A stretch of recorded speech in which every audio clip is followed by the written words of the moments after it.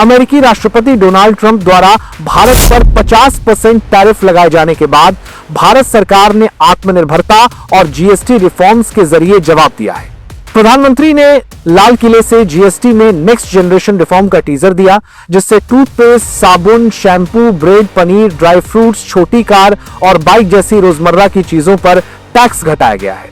SBI और Jefferies की reports के अनुसार इससे देश में खपत बढ़ेगी और अर्थव्यवस्था को मजबूती मिलेगी। लेकिन आगे बढ़ने से पहले अगर आप पहली बार हमारे चैनल पर आए हैं तो कृपया चैनल को सब्सक्राइब कीजिए, वीडियो को लाइक कीजिए और बेल आइकन दबाना न भूलिए ताकि ऐसी ही महत्वपूर्ण खबरें और एनालिसिस सबसे पहले आप तक पहुंचे। दोस्तों, अब सबसे बड़ा सवाल यह है कि जीएसटी में हुए इन बदलावों से भारत को वास्तविक फायदा कितना होगा और यह अमेरिकी टैरिफ की काट किस हद तक साबित हो सकती है। क्योंकि जब अमेरिका ने अचानक भारतीय स्टील, टेक्सटाइल्स और एग्रीकल्चरल प्रोडक्ट्स पर 50% तक का टैरिफ लगाया था, तब कई विशेषज्ञों ने कहा था कि यह भारत की अर्थव्यवस्था पर सीधा हमला है, क्योंकि भारत अमेरिका को हर साल लगभग 80 अरब डॉलर का निर्यात करता है और इनमें सबसे बड़ा हिस्सा स्टील, टेक्सटाइल्स और फार्मास्यूटिकल्स का होता है। लेकिन अब तस्वीर बदल रही है। सरकार ने जीएसटी सुधारों को न सिर्फ टैक्स सिस्टम के सरलीकरण से जोड़ा है, बल्कि इन्हें सीधे ईज ऑफ डूइंग बिजनेस से भी लिंक किया है।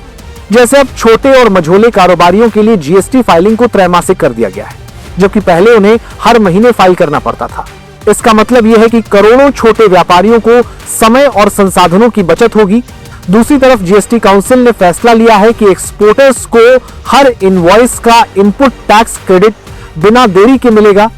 इससे पहले क्या होता था कि निर्यातकों को महीनों इंतजार करना पड़ता था और उनका पैसा फंस जाता था, लेकिन अब यह अड़चन खत्म हो जाएगी। इसका मतलब है कि भारत के निर्यातक ज्यादा आक्रामक तरीके से अंतर्राष्ट्रीय बाजार में उतर पाएंगे, खासकर तब जब अमेरिका ने टैरिफ से दबाव बनाने की कोशिश की है। यही वजह है कि वर्ल्ड बैंक की रिपोर्ट में भी कहा गया है कि भारत का यह कदम घरेलू कारोबारियों के लिए राहत और विदेशी बाजारों में प्रतिस्पर्धा के लिए हथियार साबित होगा।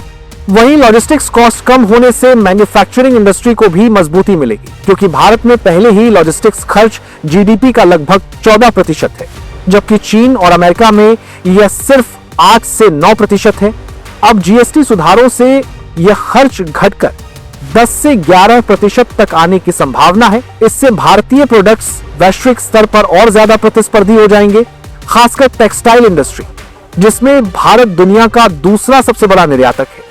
अनुमान है कि जीएसटी सुधारों के बाद भारत का टेक्सटाइल एक्सपोर्ट अगले 2 साल में 200 अरब डॉलर तक पहुंच सकता है।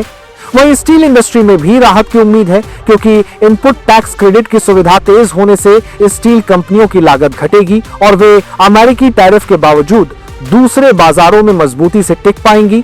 अब अगर हम एग्रीकल्चर सेक्टर की बात करें तो सरकार ने जीएसटी सुधारों के साथ साथ किसानों और एग्रीकल्चर एक्सपोर्टर्स को भी बड़ा फायदा दिया है।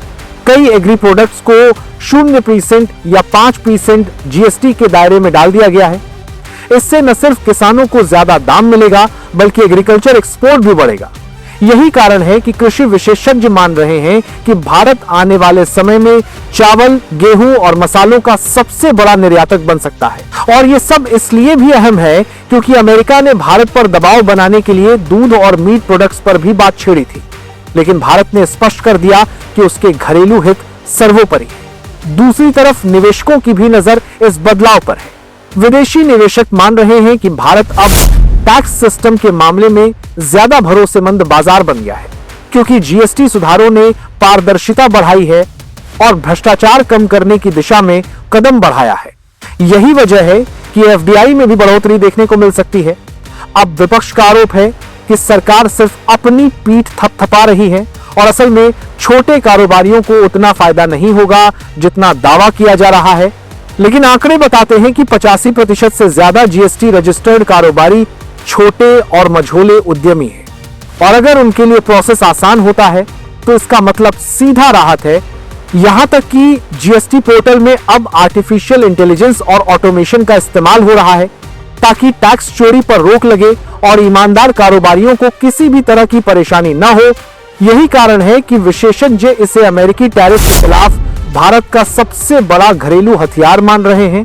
कुल मिलाकर अब यह साफ हो चुका है कि अमेरिका के दबाव का मुकाबला करने के लिए भारत ने टैक्स सुधारों का रास्ता चुना है और यह रास्ता न सिर्फ उसे आर्थिक मजबूती देगा बल्कि दुनिया को यह संदेश भी देगा कि भारत अब 90 के दशक वाला भारत नहीं है जिसे कोई भी दबाव झुका सकता है, बल्कि यह नया भारत है जो अपने दम पर फैसले लेता है और उन्हीं फैसलों से वैश्विक दबावों की काट ढूंढ लेता है। और दोस्तों, अगर आपको यह खबरदार रिपोर्ट पसंद आई हो तो चैनल को भी सब्सक्राइब करें, वीडियो को लाइक और शेयर करें ताकि और लोग भी जान सकें कि आखिर कैसे भारत ने अमेरिकी टैरिफ की काट खोज निकाली। और हां, बेल आइकॉन दबाना न भूलें ताकि अगली बड़ी खबर सबसे पहले आप तक पहुंचे। मिलते हैं अगले वीडियो में। जय हिंद।